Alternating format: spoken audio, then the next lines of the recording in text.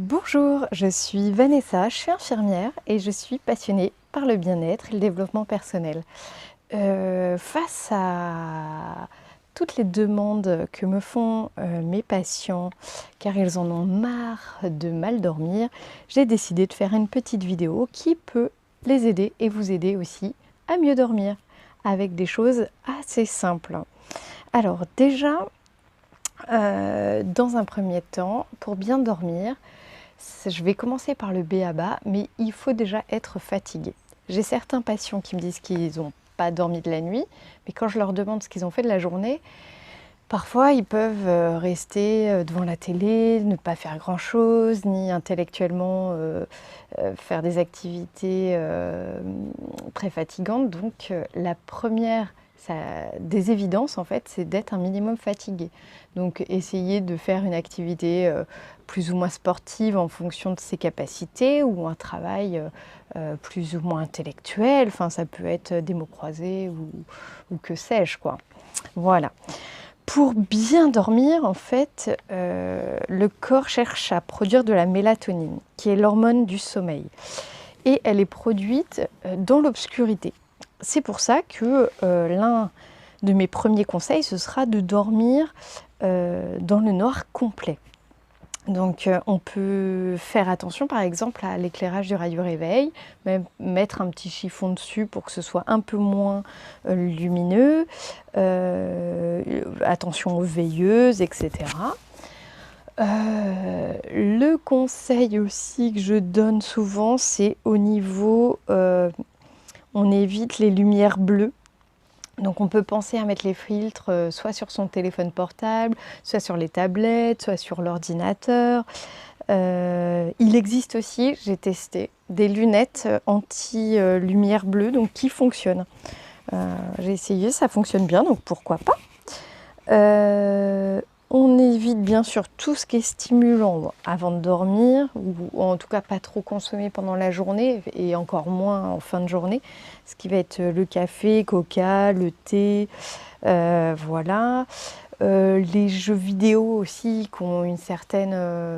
enfin, on a tendance à être un peu stressé, voilà, du coup les battements cardiaques augmentent et tout ça. Donc c'est vrai qu'il faut créer un cadre un petit peu plus serein, en fait. Quand on veut aller dormir, il faut faire comme quand on était bébé finalement, c'est-à-dire baisser les lumières, baisser le son, baisser les activités, faire des choses plutôt calmes. On évite aussi forcément les repas trop riches, trop gras, trop copieux, parce que si on essaye de dormir et que le corps est en pleine digestion, voilà, on va moins bien dormir, mais ça, je pense que tout le monde le sait déjà. Un troisième conseil, ça va être de s'observer, c'est-à-dire que le soir, quand on commence à avoir les yeux qui piquent, à bâiller, alors même si l'amour est dans le pré n'est pas terminé, il existe des replays, donc ne pas hésiter, on arrête la télé, on va se coucher, ou en tout cas on prépare déjà le sommeil, et voilà, on observe tous ces petits signes. Le corps est une fameuse machine qui nous indique en fait tout ce dont on a besoin. Pas que pour le sommeil, mais on verra ça plus tard. Le quatrième conseil, il paraîtrait que certains aliments favoriseraient le sommeil. Ça, j'avoue que j'ai pas essayé, mais il paraît que la chicorée, la laitue, certains féculents complets. Par contre, ce qui fonctionne bien, c'est par exemple la valériane, les tisanes de valériane, la fleur d'oranger, etc. Le seul petit bémol, c'est une petite envie de faire pipi qui pourrait arriver à peu près 1 heure après la tisane. Donc prenez vos dispositions à calculer, parce que si vous endormez et que finalement vous vous réveillez parce que vous avez envie de faire pipi, c'est un petit peu dommage. Le cinquième conseil, c'est qu'il faut s'imaginer que votre chambre est un véritable cocon. C'est-à-dire, donc on aura, comme on a entendu, baissé la lumière. On va se mettre aussi dans le silence, donc pas de téléphone portable, ou en tout cas on le met sur mode avion. On aura préalablement aéré sa chambre. C'est toujours plus agréable de s'endormir dans un, on va dire, dans un environnement plus sain. On prend garde aussi à la qualité de l'oreiller, la qualité du matelas, parce que si on dort dans un matelas complètement défoncé, forcément on va moins bien dormir, on va être fatigué le matin. Donc veillez à toutes ces choses-là, même si je sais que ça a un coût, mais c'est quand même un investissement sur le long terme pour la santé en tout cas. Sachez qu'il y a une plante, l'aloe vera aussi, qui produit la nuit de l'oxygène. Donc c'est le genre de plante qu'on peut mettre dans une chambre sans aucun souci. Toujours dans le sens, enfin dans le comment dire, dans le but d'assainir la pièce. Voilà. Alors après, on peut utiliser certaines huiles essentielles avec parcimonie, bien sûr. La lavande va donner comment dire, un sentiment de détente, des grains de bigaradier, etc. Après, sans abuser, on n'est pas chez Sephora, hein. Donc on y va doucement avec les huiles essentielles aussi. Le 6e conseil, ça va être de penser en mode positif. On va se dire que cette nuit, on va bien dormir. Quoi qu'il arrive, on va passer une bonne nuit. Voilà, on essaye d'être maximum positif, de voir les choses, pas la vie en rose, mais quasiment quoi. On va, au niveau de sa respiration, on va inspirer du calme.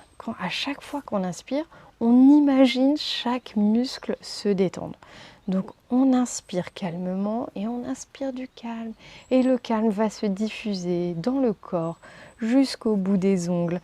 Et là, on va essayer comme ça de ralentir le rythme cardiaque et favoriser un bon sommeil. On peut se concentrer aussi, une fois qu'on est au lit, sur les points d'appui du corps. Ça aussi, ça permet d'éviter les pensées, ne serait-ce que ça. Et ça, éviter les pensées, c'est pas mal pour éviter de dormir, parce que souvent, ce qui nous empêche de dormir, ce sont nos pensées parasites. Donc, il faut y veiller. Et je ferai d'ailleurs probablement une autre vidéo sur comment arrêter de penser facilement. On peut aussi, toujours quand on est en train d'essayer de dormir, de pratiquer une visualisation sereine. Un endroit où on se sent bien en fait. Donc moi perso, je m'imagine sur un petit nuage bien confortable et tout ça. Mais voilà, après ça peut être un endroit réel, ça peut être une plage, ça peut être la montagne, ça peut être plein de choses. Et tout ça en fait dans le but de rester au calme et voilà, de se laisser emporter et d'essayer de lâcher prise surtout. Et finalement, vous avez fait tout ça et vous vous rendez compte que vous dormez toujours pas. Donc, ce qui m'arrive aussi, hein, on va pas se leurrer. Ce qu'il faut faire, vous vous levez, vous allumez pas la lumière, vous restez toujours dans le noir. Si vous avez une petite lampe de poche, c'est parfait. Essayez de ne pas restimuler le cerveau en fait. On peut, dans un premier temps, écrire ce qui nous empêche de dormir sur un papier. On lâche tout sur le papier, comme ça comment dire, ça nous évacue. On évacue en fait tous ces problèmes, ou pas, c'est pas forcément des problèmes, mais tout ce qui nous empêche de dormir sur le papier. Comme ça, on est quand même soulagé d'un poids, de ce poids-là. On peut faire quelques étirements doux, bien sûr. Hein, on ne va pas se mettre à faire du sport juste avant de dormir.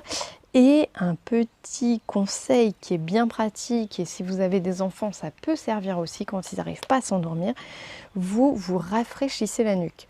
Vous prenez un petit gant de toilette, vous le passez sous l'eau froide et vous le mettez quelques minutes au niveau du cou.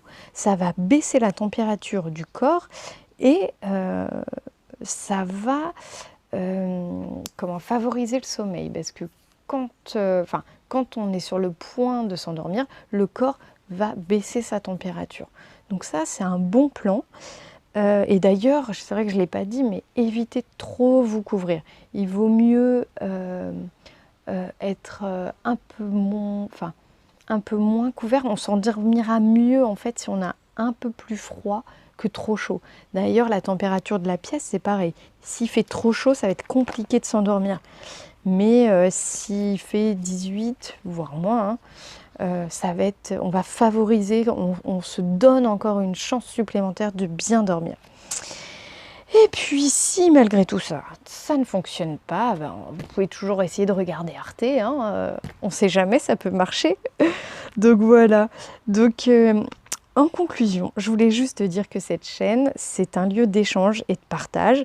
Donc, il ne faut pas hésiter à faire des commentaires, à partager aussi votre expérience sur votre sommeil. Et si vous avez des conseils pour mieux dormir, eh ben, c'est le moment ou jamais de le noter. Donc voilà, en tout cas, je vous remercie d'avoir écouté. Et puis j'espère que ça vous aidera. En tout cas, c'est le but. À bientôt!